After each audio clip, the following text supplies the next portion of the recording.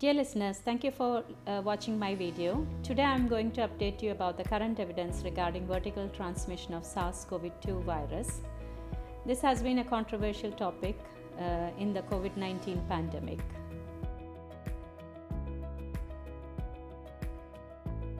So vertical transmission means transmission of an infectious agent from the mother to the baby, and this can happen at the stage of embryo, the fetus, or the newborn.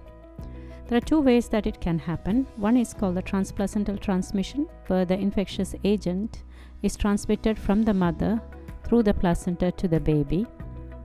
Viruses such as CMV virus, parvovirus, and Zika virus could infect the baby through this route and potentially cause serious consequences to the baby, including complications such as miscarriage, stillbirth, and multiple congenital malformations, etc. The other route of transmission is called the perinatal transmission, where the infectious agent is transmitted to the baby during or soon after birth.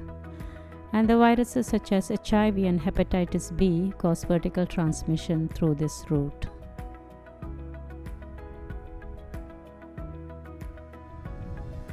Let's now look to see if vertical transmission is possible in COVID-19. We know that the virus infects the human tissue through a surface receptor called angiotensin converting enzyme 2 receptor. This has been found to be represented in human placenta and fetal tissue, and it is possible for the virus to infect these tissues. Also, the previous coronavirus infections, such as the SARS and the MERS, did cause adverse pregnancy outcome in a significant proportion of pregnant women. So it's biologically feasible for this virus also to cause vertical transmission. There are two types of tests that we could use to confirm vertical transmission. One is by detection of the virus, either the detection of viral RNA by PCR from the fetal or placental tissue, amniotic fluid, and cord blood, and even neonatal blood. And the other way we can look at the virus is by growing the virus in culture from these tissues. The other type of test is looking at the serological evidence of humoral response to the virus infection by detecting the virus-specific IgG and IgM from the cord blood or the neonatal blood. However, we have to consider the fact that maternal IgG can cross the placenta and be detected in the baby, but the levels of maternal IgG would rapidly decline, and hence longitudinal assays are important. IgM could also cross-react with other antigens, and it's often non-specific. So there are other tests that should be done to support these tests.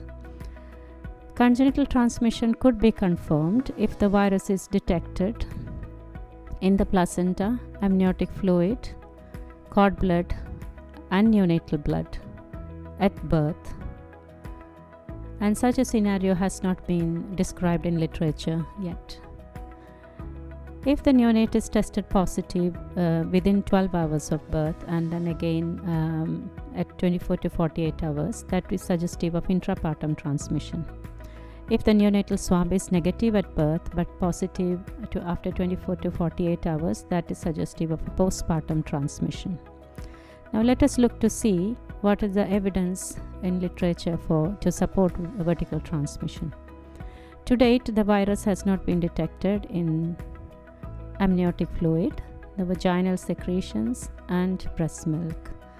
So this route of transmission is unlikely. The rate of viremia is also detected very low, that's less than 1%.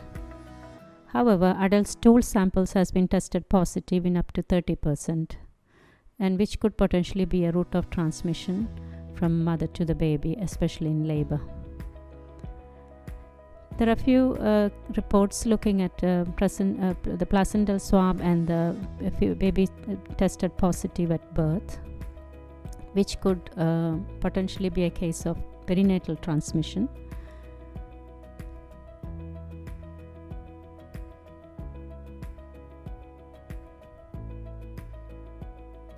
The UCOS data, which is the UK National Registry, the UK Obstetric Surveillance System data, is suggested that 2.5% of their neonates were tested positive within 12 hours of birth, which supports the perinatal transmission.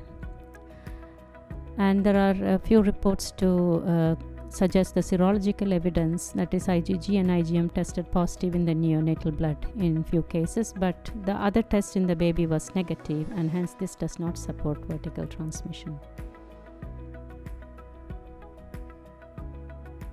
So to conclude, from the above evidence, we can say that transplacental transmission is unlikely, as no such cases has been reported in literature so far, and also the rate of viremia is very low, which is actually required for transplacental transmission from the mother to the baby.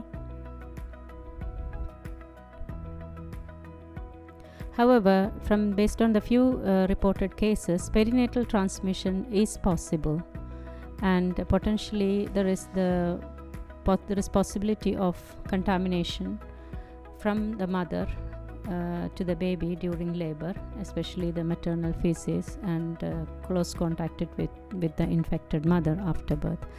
However, we require further high quality research to answer our questions and confirm these observations, and hopefully we will learn more about this in future. Thank you for watching.